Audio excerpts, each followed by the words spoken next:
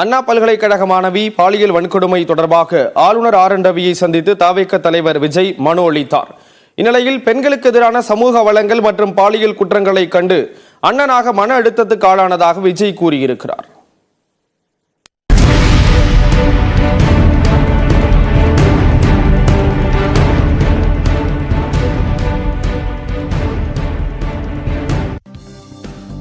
அண்ணா பல்கலைக்கழக மாணவி பாலியல் வன்கொடுமை செய்யப்பட்ட சம்பவம் பெரும் அதிர்வலைகளை ஏற்படுத்தியுள்ள நிலையில் ஆளுநர் ஆர்.என். ரவியை கிண்டியில் உள்ள அவரது மாளிகையில் தவிக தலைவர் விஜய் நேற்று சந்தித்து பேசினார்.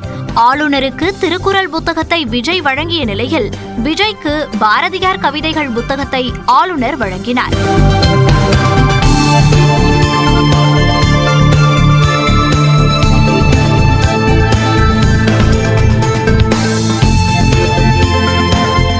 இந்த சந்திப்பின் போது தவிக பொதுச் செயலாளர் ஆனந்த், பொருளாளர் வெங்கட்ராமன் ஆகியோரும் உடனிருந்தனர்.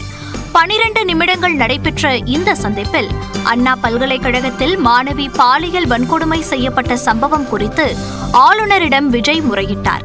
இந்த சந்திப்புக்கு பிறகு ஆளுநர் மாளிகையிலிருந்து வெளியே வந்த விஜய் அங்கிருந்தவர்களை பார்த்து கையசைத்துவிட்டு சென்றார்.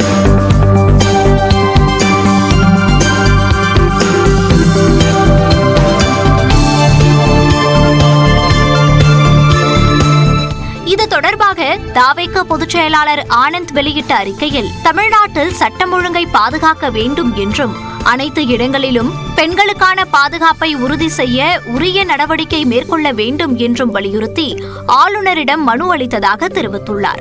மேலும் அண்மையில் பெய்த பருவமழை மற்றும் பெஞ்சல் புயலால் பாதிக்கப்பட்ட மக்களுக்கு இன்னும் உரிய நிவாரணம் கிடைக்கவில்லை என தெரிவித்ததாகவும், இந்த விவகாரத்தில் மாநில அரசு கேட்கும் நிவாரணத் தொகையை மத்திய அரசு முழுமையாக வழங்க வேண்டும் என ஆளுநரிடம் தவிக வலியுறுத்தியதாகவும் தெரிவித்துள்ளார். தங்களது கோரிக்கைகளை கேட்ட ஆளுநர் அவற்றை பரிசீலிப்பதாக கூறியதாகவும் ஆனந்த் தனது அறிக்கையில் குறிப்பிட்டுள்ளார். முன்னதாக அன்பு தங்கைகளே என குறிப்பிட்டு கடிதம் எழுதியுள்ள விஜய், கல்வி வளாகம் முதற்கொண்டு ஒவ்வொரு நாளும் தமிழ்நாட்டில் அனைத்து தரப்பு பெண்களுக்கு எதிராக நடக்கும் சமூக அவலங்கள் மற்றும் பாலியல் குற்றங்களை கண்டு அண்ணனாக மன அழுத்தத்திற்கும் சொல்லோனா வேதனைக்கும் ஆளானதாக தெரிவித்துள்ளார். பெண்களின் பாதுகாப்பை யாரிடம் கேட்பது என்றும், ஆட்சியாளர்களை எத்தனை முறை கேட்டாலும் எந்த பயனும் இல்லை என்பது தெரிந்ததே என்றும் விஜய் குறிப்பிட்டுள்ளார். எல்லா சூழல்களிலும் நிச்சயமாக பெண்களுடன் உறுதியாக நிற்பேன் என்று கூறியுள்ள விஜய், எதை பற்றியும் கவலை கொள்ளாமல் பெண்கள் கல்வியில் கவனம் செலுத்த வேண்டும் என கேட்டுக் கொண்டுள்ளார்.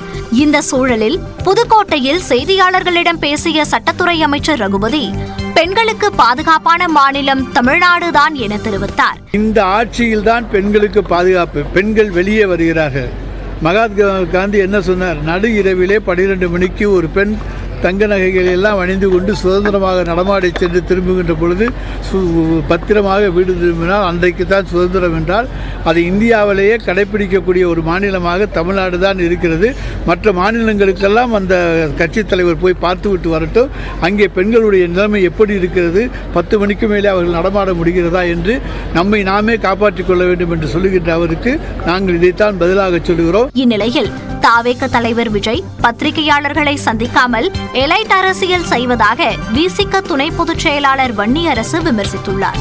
விஜயை ஆளுநரிடம் முறையிட வைத்து பாஜகவின் டெல்லி தலைமை அரசியல் செய்கிறது எனவும் வன்னியரசு சாடியுள்ளார்.